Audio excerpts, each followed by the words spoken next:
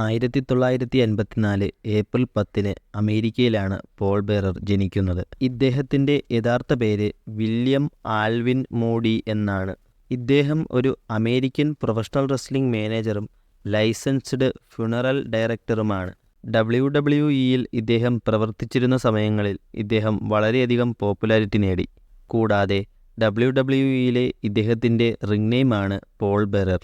തൻ്റെ കൗമാരപ്രായത്തിൽ ഒരു ring side ഫോട്ടോഗ്രാഫറായി ഇദ്ദേഹം പ്രൊഫഷണൽ റെസ്ലിംഗിൽ പ്രവേശിച്ചു.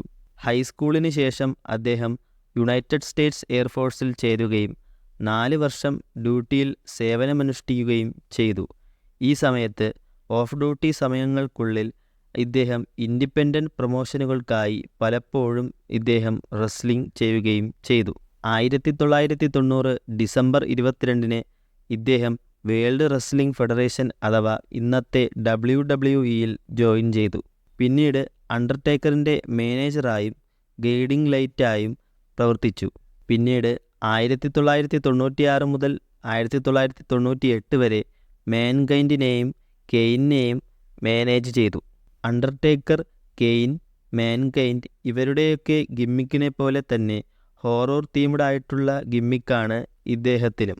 മാത്രമല്ല പിന്നീട് അനവധി കാലം പോൾ ബെയറർ അണ്ടർടേക്കറും കെയ്നുമായി അനവധി സ്റ്റോറി ലൈനുകളിൽ പ്രവർത്തിച്ചിട്ടുണ്ട്. 2002-2003 കാലഘട്ടങ്ങളിൽ ഇദ്ദേഹം NWA TNA-യിൽ പേഴ്സി പ്രിങ്കിൾ 3 എന്ന റിംഗ് നെയിമിൽ പ്രവർത്തിച്ചു. പിന്നീട് 2003 WWE-യിൽ റിട്ടേൺ ചെയ്തു. ശേഷം 2010 ഇദ്ദേഹം ഇൻഡിപെൻഡൻ്റ് സർക്യൂട്ടിനായും പ്രവർത്തിച്ചു. 2010 മുതൽ 2012 വരെ ഇദ്ദേഹം വീണ്ടും WWE-യിലേക്ക് തന്നെ തിരികെ എത്തി. 2013 മാർച്ച് 5 ഹാർട്ട് അറ്റാക്ക് കാരണം ഇദ്ദേഹം മരണപ്പെടുകയായിരുന്നു.